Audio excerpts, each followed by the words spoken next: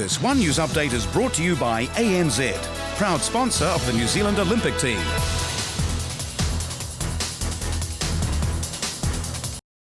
The Ministry of Education has today published the first official national standards data for individual schools. The move's been met with fierce opposition within the education sector.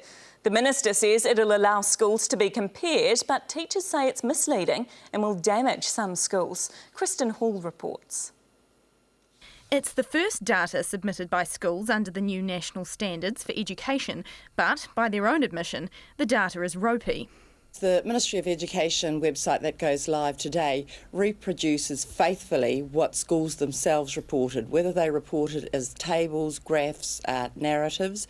You'll also see that they are linked to the school's own annual reports and to the school's own ERO reports. Consistency will come with next year's instalment, in which schools will be required to submit their findings in a standardised template.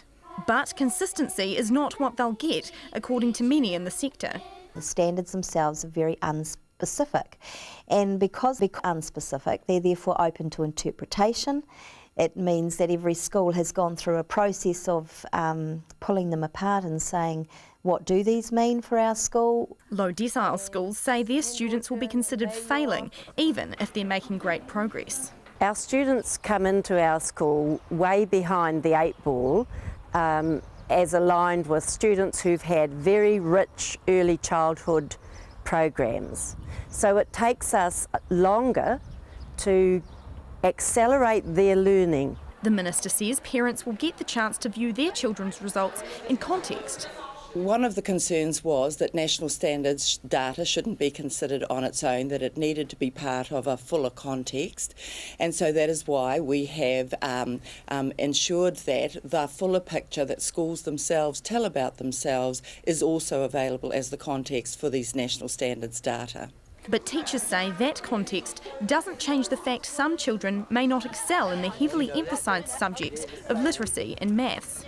It's really narrowing down, which just doesn't suit our students.